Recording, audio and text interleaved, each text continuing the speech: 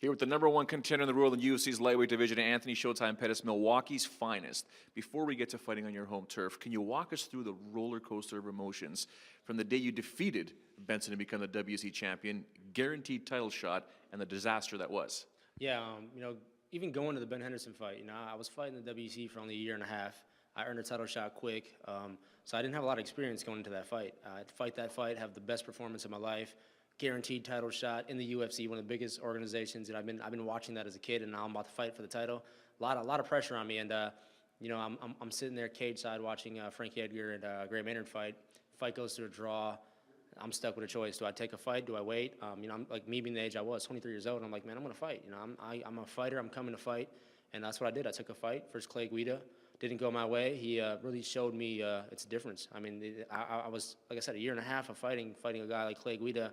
Just out-experienced me, held me down, grinded me out. He didn't get me in trouble. He wasn't hurting me. He just out-grinded me. So I had to go home and change a lot of stuff. And I just been on terror since, man. I changed a lot of things. I committed myself to this. I got a nutritionist. I got jiu-jitsu coaches, flying them in from Brazil. I got one of the best striking coaches, training partners. I made this a lifestyle, and now I earned my shot, and I'm here. What about Ben Askren?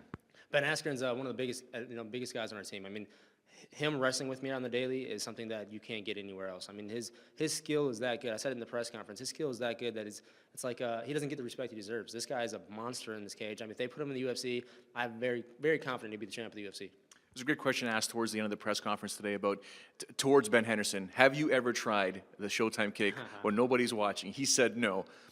I think he has. What about you? I mean, he's not going to admit it. I mean, especially now he's fighting me again. But it's one of them crazy kicks. I mean, like he said he brought guys in and they try to imitate me, but no one can imitate me or they would be where I'm at. I mean, I have creativity on the spot, and I've got things that no one's seen before. So it's hard to find training partners that do what I do.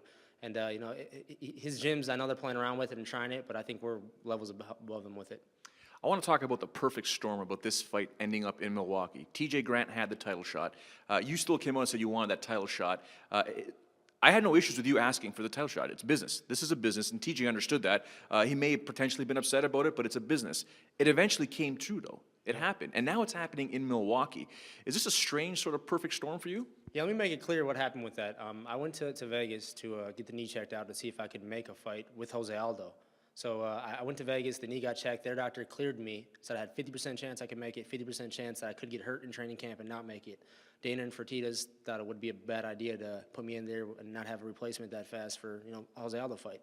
I understood that, so of course I'm there. I'm going to ask for the Henderson set. What about the Henderson fight? It's in my hometown. I mean, no shots at TJ Grant. TJ Grant's a great fighter. He deserves a shot too, but you can't knock me for trying. So that's all it was. It was just like a little set. I think the media blew it up and like, oh, he wants to skip TJ Grant. This guy's disrespectful. I mean, I just hinted at it.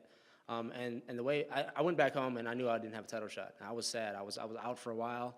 And I was going through this funk, man. I mean, I was just questioning everything. Am I going to ever be a champion? Am I supposed to be a champion? Like, why is this happening? Right here when I was at the top of my career, I was right there for a title shot. And the way the cards played out, man, I mean, you couldn't ask for a better story. I mean, in my hometown, the Harley-Davidson throwdown, and me fighting Ben Henderson. So it's a great rematch. I think the fans are excited for it. I'm excited for it. And I know Ben's excited for it. You're the one guy that I had the most difficult time asking this question because of the highlight reel kick, but I'm going to ask it anyways. Mm-hmm. Other than the W, what is the perfect script for you on Saturday night, the perfect fight ending?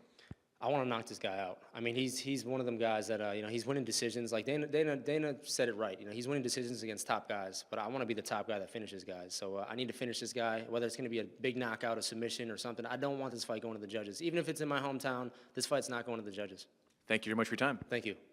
Anthony Showtime Pettis taking on Ben Henderson for the UFC lightweight title Saturday night, UFC 164.